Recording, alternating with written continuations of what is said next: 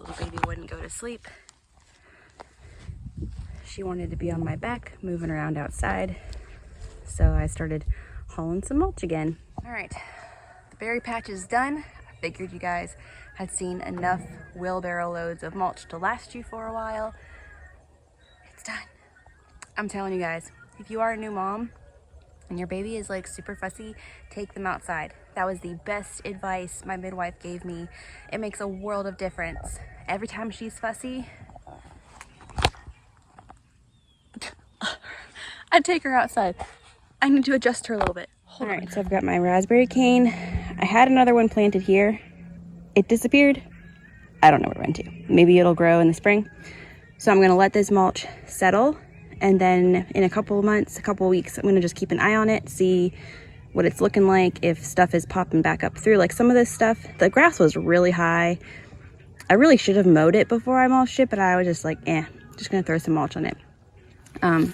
So if the grass is popping up, I'm gonna do another layer of mulch on here. So I've got my 2 grapevines there. You can actually see stuff now. And then I've got my blackberry bushes back there and my blueberry bushes over there. So this looks way better. Very happy with this. Now I can move on to my next mulching project. All right, my next project is going to be to finish this flower bed. But first, I need to go make my son's birthday cake while the baby is still sleeping. All right, so here's the recipe that I use for our birthday cake. You can find it at alanaspantry.com. She has a lot of really great recipes. And the frosting is where? Right here.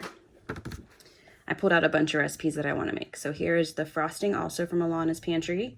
It's very good. I pulled out a couple things I want to make too. Might not be today. Pie, pumpkin pie, pumpkin muffins, pumpkin ice cream. I actually haven't made this one yet. If I do this one, it's going to be a new one for me. I usually like to write down where I find the recipe on the recipe cards so that if a friend ever needs it, I can just find it on the website and send it. So let's get started. First thing we're going to do is 1/2 cup of coconut flour. This is a little bit chunky. Let's break that up a little bit. It used to be really hard for me to find these ingredients like coconut flour, almond flour. I used to have to purchase it online in bulk. But because keto has become such a fad, it's much easier to find the ingredients that I need for our recipes. So this is unsweetened cacao. You can also use raw carob powder. I'm going to do 1/2 cup of this.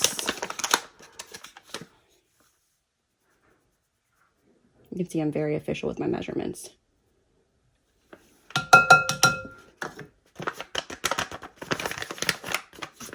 I use this to make hot chocolate too. A keto hot chocolate. So good. I have to do a lot of recipes this winter because this is the time of year when I usually bake a lot of stuff. Let's see, we're gonna do salt next and baking soda.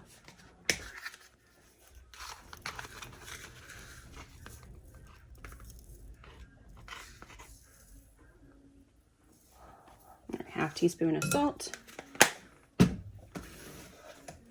I've got to refill my baking soda jars because I just ran out and just got a new box. 1/2 teaspoon of baking soda. And then we're going to mix all this together before we do our wet ingredients.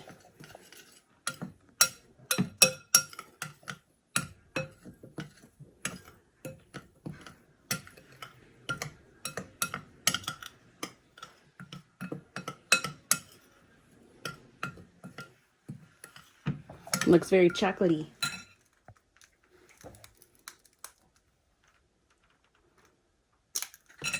Oh, that made a big mess.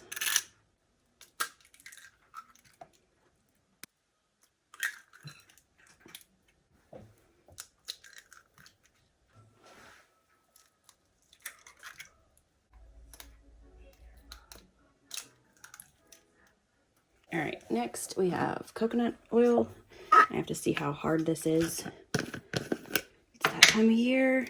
You know it's getting to be fall and the coconut oil is no longer liquidy. It's soft enough that I can get it out.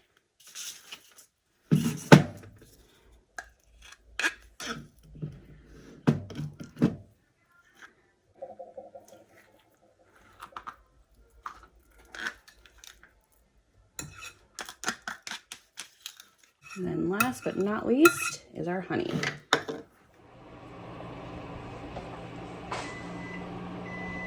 You can get so much done with a sleeping baby on your back. It's really nice when they can go on your back instead of being on the front, because having your hands, you can get a lot more done.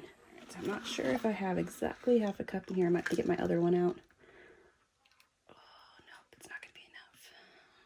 Okay. I just bought a new honey.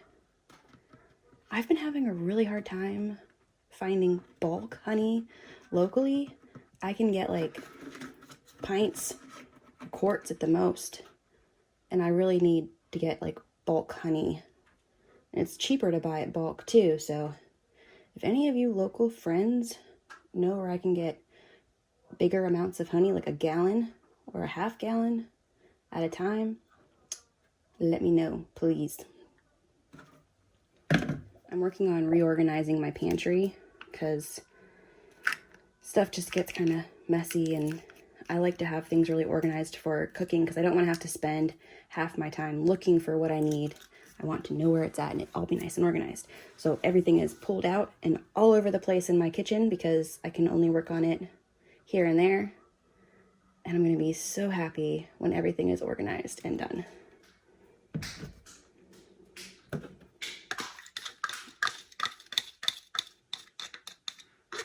All right, that's our last ingredient. I'm gonna go get my mixer. My brain does not function well in chaos, and unfortunately, living with tiny humans is chaos.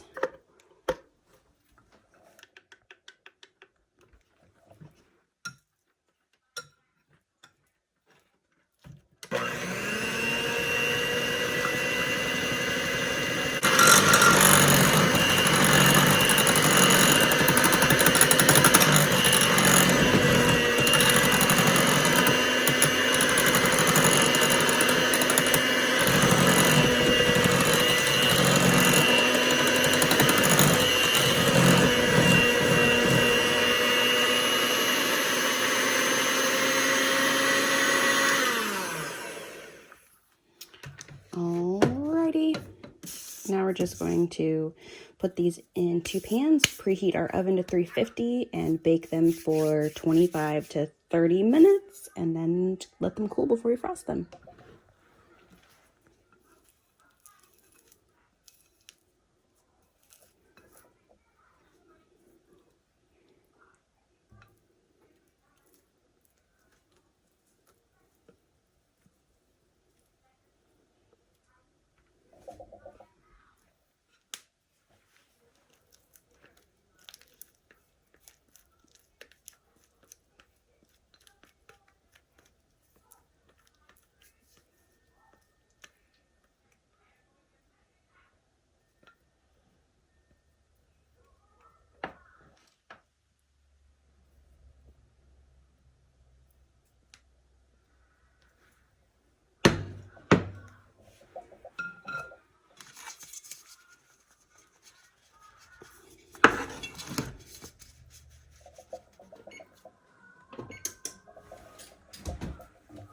I recently learned that if you put a cookie sheet underneath what you're baking, it will help the bottoms not burn because it distributes the heat more evenly throughout the oven.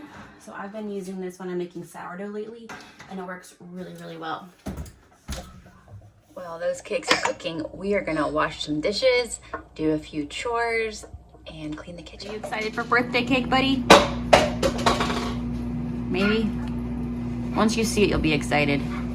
All right, now the moment of truth. Will these come out of the pans and not break in half?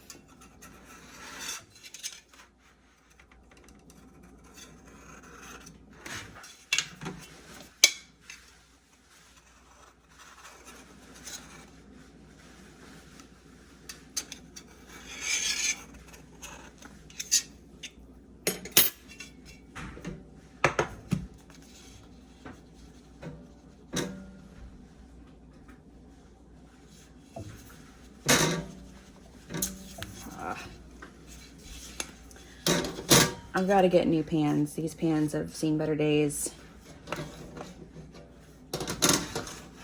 Greased them really, really good.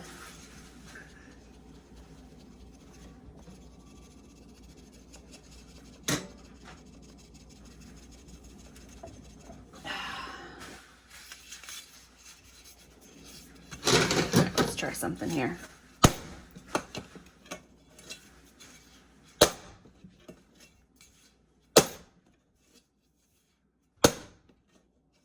Ha!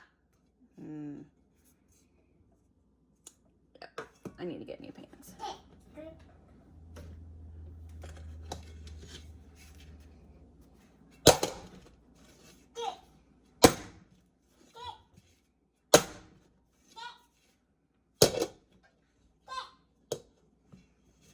No! Alright, so this will be the bottom piece. Yes, definitely need to put new pans on my list.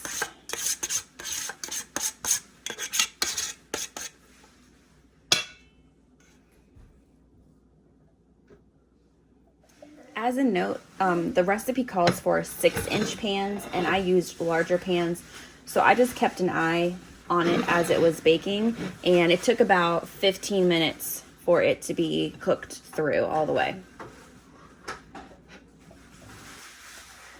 No one will ever know it fell apart, except for all of you.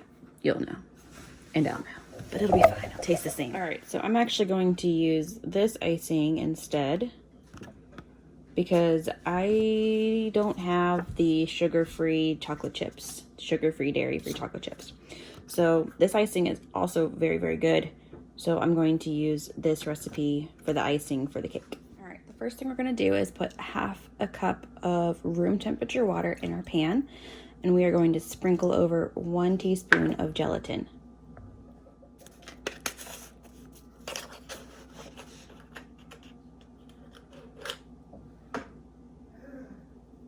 We're gonna let this sit for 1 minute.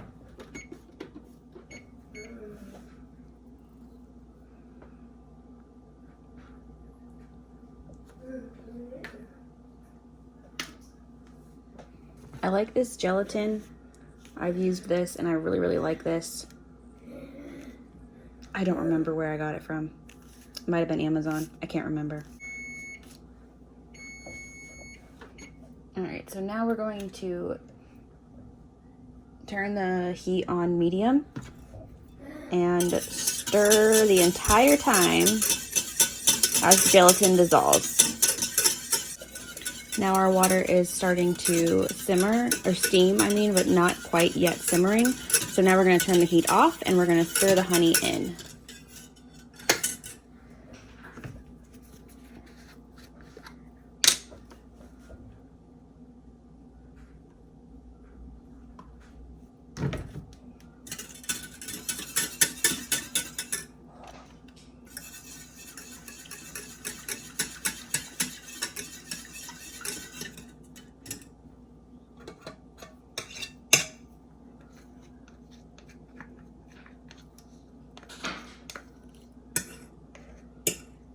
This recipe does require you to be on top of it. This is not one that you can just kind of throw together and have to leave it.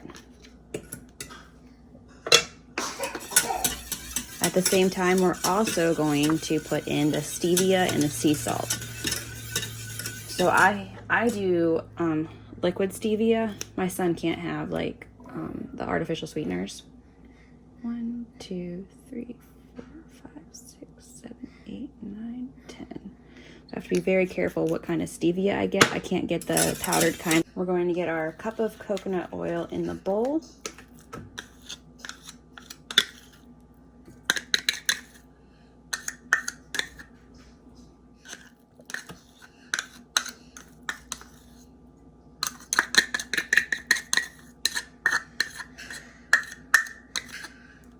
I need to make a note on my card to do this first before I do the other part, so I'm not having to rush.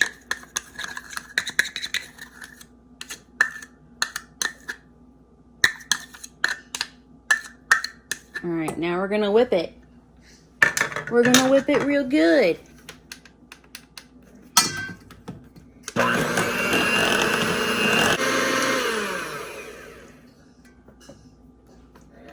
now we're gonna add our stove mixture slowly and whip it in.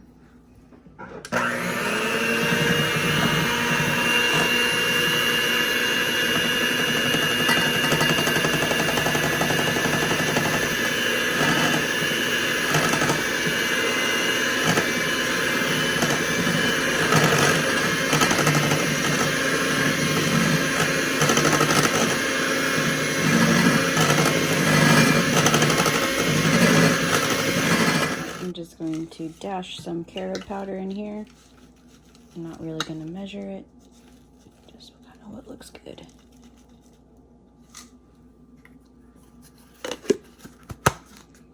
Stir that into, and I'm going to add a good amount of almond butter. Natural nut butters are going to separate, so you will need to stir these in before you add it to your recipes, because all that oil is going to sit on the top. That is looking more like nut butter. So I'm going to put a good amount of this in there too. Oh, I should measure how much I do sometime and actually write it down instead of just flopping it together, but it's just kind of a adjustable recipe to preference. That's kind of how I cook a lot, honestly. But I could have let that cool before I put it in there. I skipped that. I missed that part of the recipe, so that's why I didn't actually need to rush getting the coconut oil whipped up. All right, I'm gonna mix this one again. This is looking right. It still needs to thicken and cool down. And this is, you know, part of where it's a little bit hard with timing with little ones. So this is gonna go in the fridge, and periodically I'm gonna give it another stir as it's cooling. And then when it is the proper thickness for icing the cake, we will put it on the cake. Excited to do your birthday celebrations, buddy. I hate that we had to delay it this year, but you'll feel better, feeling better for your birthday. Your art is so beautiful, Ellie. You're doing such a good job. I like it. You like the chalk? No! You mean yes? No! Yes, you like the chalk. No! Oh, girl, you kill me. We are almost there. I'm just setting my timer for 10-minute increments so I don't accidentally forget to check on it. All right, so it's getting some, what's the word? Thickness to it, I guess. So I'm gonna give it a stir and see if it's where we need it to be.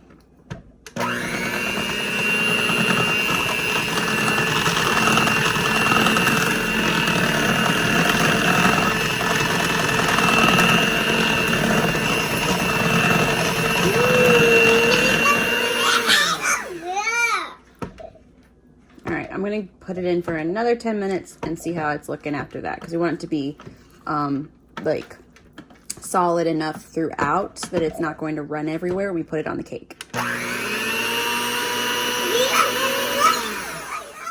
All right, now there is no movement now. And give it another stir, make sure it's right. All right, now this is perfect. See how it's like peaking, but it's not falling down? That's perfect. You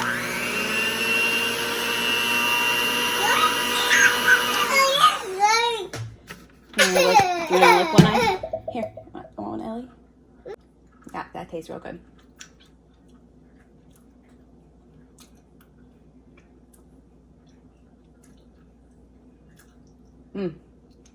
That is yummy.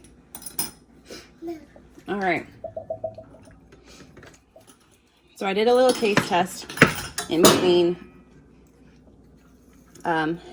letting it cool, and I did add a little bit more, like about 2 more spoonfuls of almond butter to it.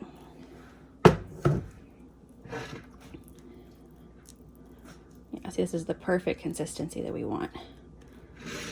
And then, so I store this in the fridge because since there's coconut oil in it, if it's warm out, it will melt. So before you serve it for your guests, make sure you take it out of the fridge for, I would say, about 30 minutes.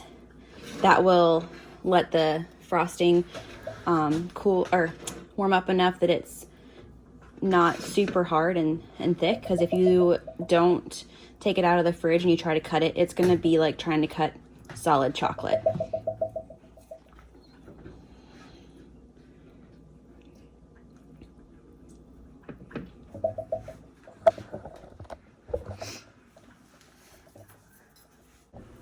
All right, there it is. It's beautiful. Now it's just gonna go in the fridge. What you can do, I don't have a cake container. I need to get one of those cake containers. But what you can do is if you have a big Tupperware, you can put it on the lid of the Tupperware and then put the Tupperware bowl over top of it. So then it's like a nice container. But I don't have a container, so this is just gonna go straight in the fridge like this. We got the garden all tucked in tight for the night, so it'll be cozy until tomorrow. The low is 34 degrees tonight. As always, thanks for hanging out with us today on another wonderful adventure, and I'll see you next time. Bye.